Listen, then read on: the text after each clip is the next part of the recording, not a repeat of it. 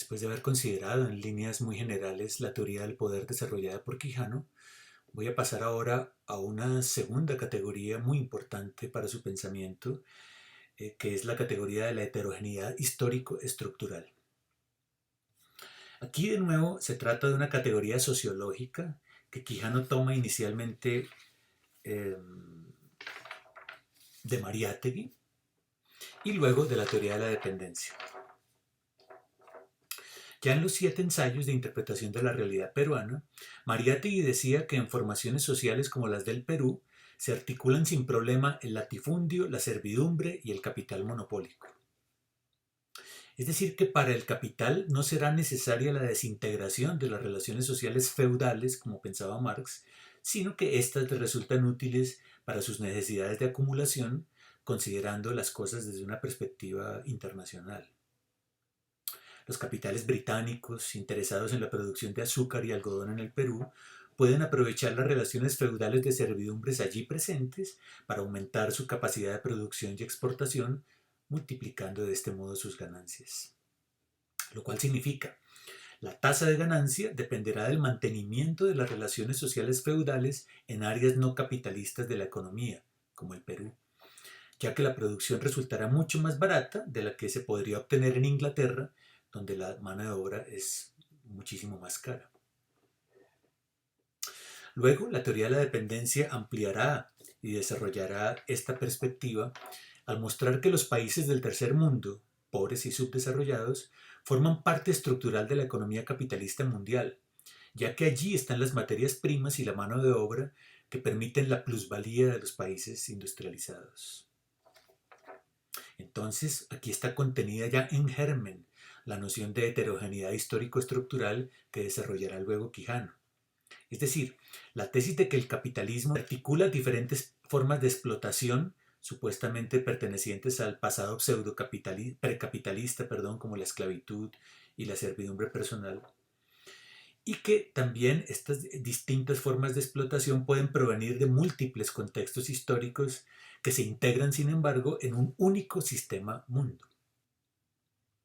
Como puede verse, Quijano entiende, al igual que Wallerstein, las formaciones sociales como sistemas unitarios, eh, que están compuestos, sin embargo, por elementos heterogéneos, eh, que se articulan a su propio funcionamiento y que funcionan pues juntos en base a una lógica hegemónica. El ejemplo más claro de esto es el capitalismo moderno, que logra incorporar en un solo sistema mundial una serie de elementos y experiencias históricamente discontinuas y aún en conflicto. El moderno capitalismo, en tanto que sistema, articula todos estos elementos a una trama común y en una estructura conjunta. Aquí, como es obvio, la pelea de Quijano no es tanto contra el estructuralismo y el funcionalismo sociológicos, sino contra el marxismo. Por eso afirma, cito, el control del trabajo por el capital es la condición central del poder capitalista. Pero en Marx implica, de una parte, la homogeneidad histórica de este y de los demás factores, y de otra parte, que el trabajo determina todo el tiempo y de modo permanente el carácter, el lugar y la función de todos los demás ámbitos en la estructura de poder. Sin embargo, si se examina de nuevo la experiencia del patrón mundial del poder capitalista, nada permite verificar la homogeneidad histórica de sus componentes, ni siquiera de los fundamentales, sea del trabajo, del capital o del capitalismo. Por el contrario, dentro de cada una de esas categorías no solo coexisten, sino que se articulan y se combinan todas y cada una de las formas, etapas y niveles de la historia de cada una de ellas. Por ejemplo, el trabajo asalariado existe hoy, como al comienzo de su historia, con la esclavitud, la servidumbre, la pequeña producción mercantil, la reciprocidad. Y todos ellos se articulan entre sí y con el capital. El capitalismo tiene que abarcar todo ese complejo y heterogéneo universo bajo su dominación. Fin de cita, página 294. Ya lo vemos entonces. La categoría heterogeneidad histórica estructural habla de la articulación de elementos heterogéneos y conflictivos entre sí en una estructura histórica común. Una estructura que se piensa, sin embargo, como un sistema autónomo y completo. Es verdad que la noción de heterogeneidad histórico-estructural amplía notablemente nuestra comprensión del modo en que el capitalismo mundial no funciona únicamente sobre la base de la relación capital-trabajo, capital-trabajo asalariado, pues, puesto que esto implicaría reducir la mirada únicamente a aquellos países metropolitanos en donde la mayor parte de los trabajadores se incorporan al trabajo formal. Pero si ampliamos la perspectiva hacia la dimensión geopolítica, entenderemos que la producción capitalista necesita para su funcionamiento integrar formas de trabajo no asalariado provenientes sobre todo de las colonias o excolonias europeas. Esto es un gran logro analítico de Quijano. También entenderemos, por tanto, que la expansión mundial del capitalismo ha tenido que sustentarse en la colonización, por lo cual decimos que sin el colonialismo, el capitalismo jamás habría podido convertirse en la forma hegemónica de producción a nivel mundial. Esto lo había visto también Marx a su modo, digamos. En el capítulo 25 del primer libro del Capital, Marx entendía perfectamente que el desarrollo del capitalismo en Inglaterra no hubiera sido posible sin la colonización inglesa de ultramar.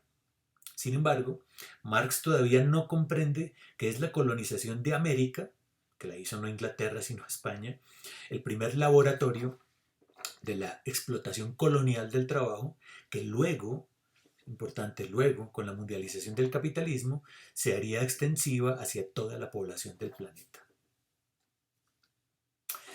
Sin embargo, con este gran logro de Quijano también vienen asociadas una serie de problemas.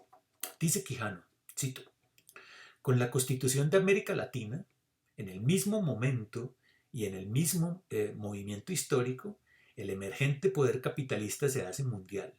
Fin de cita, página 286.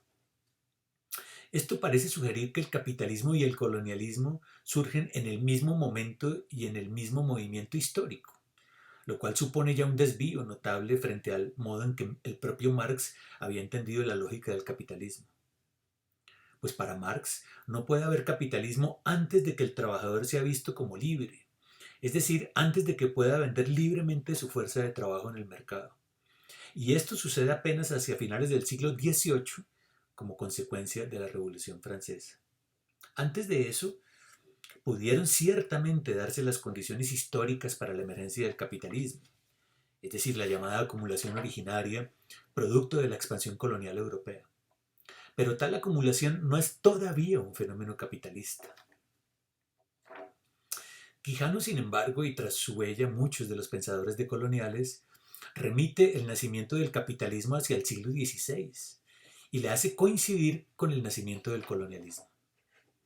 Dice Quijano, cito, con América Latina, el capitalismo se hace mundial, eurocentrado, y la colonialidad y la modernidad se instalan hasta hoy como los ejes constitutivos de este específico patrón de poder.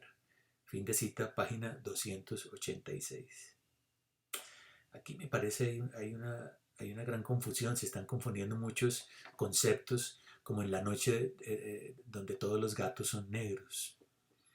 Se afirma que América Latina, el capitalismo, el colonialismo y la modernidad son todos elementos pertenecientes a un mismo sistema que nace ya mundializado desde el siglo XVI, como dice Wallerstein con el nacimiento del moderno World System.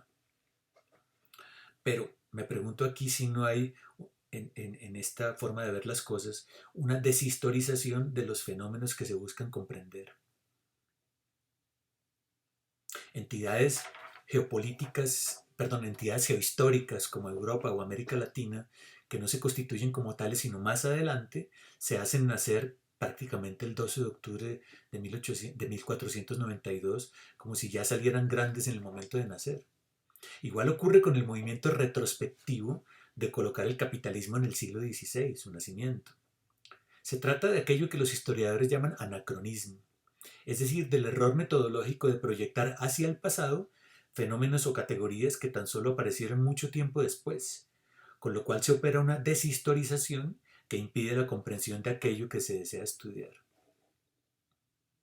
Le falta sin duda a Quijano la sutileza del análisis genealógico, que reemplaza por un análisis macrosociológico y macroestructural como el de Wallerstein, para el que los fenómenos históricos son vistos como pertenecientes a una misma totalidad.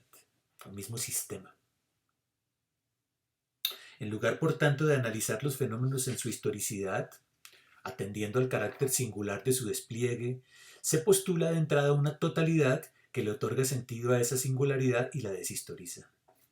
En lugar de investigar la génesis del fenómeno, es decir, de analizar la singularidad de los diferentes elementos heterogéneos, su racionalidad específica, lo que se hace es postular de entrada la totalidad que integra a todos esos elementos heterogéneos.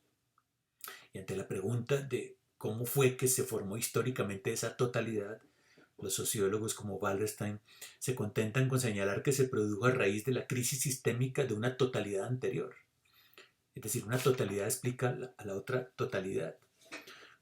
Con lo cual tenemos un modelo macrosociológico de análisis de clara raíz hegeliana, según el cual el motor de la historia humana son los sistemas, cada uno de los cuales forma una totalidad, aunque sea heterogénea, pero es una totalidad, que se suceden unos a otros en la medida en que la racionalidad que articula sus elementos heterogéneos pierde fuerza y ya no puede sujetar juntos a estos elementos, hasta el punto de engendrarse entonces una crisis sistémica en que tales elementos pasan a formar parte de una nueva totalidad histórica que reemplaza a la anterior. Para finalizar, quisiera volver brevemente a la teoría del poder analizada en el video anterior para ver el modo en que Quijano la integra a su noción de heterogeneidad histórico-estructural. Decíamos que para el sociólogo peruano el poder es una malla de relaciones de fuerzas que se ejerce sobre 5 ámbitos de existencia social y que opera básicamente por dominación. Esos 5 ámbitos son el trabajo, la naturaleza, el sexo, la subjetividad y la autoridad.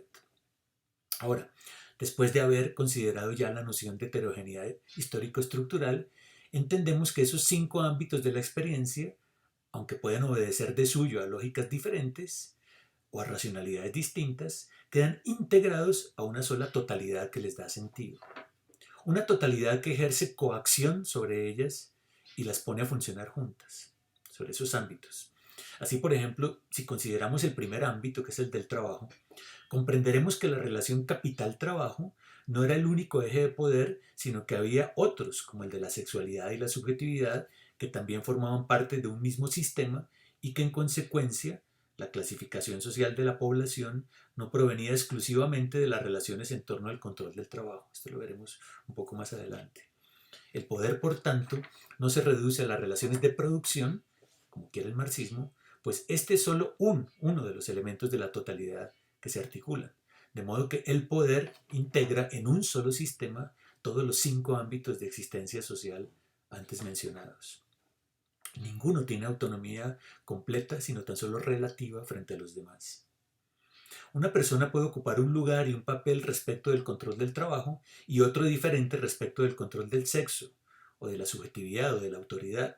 Pero en todo caso, todos esos diferentes ámbitos están coordinados por una totalidad mayor o por un patrón de poder, como lo suele decir Quijano.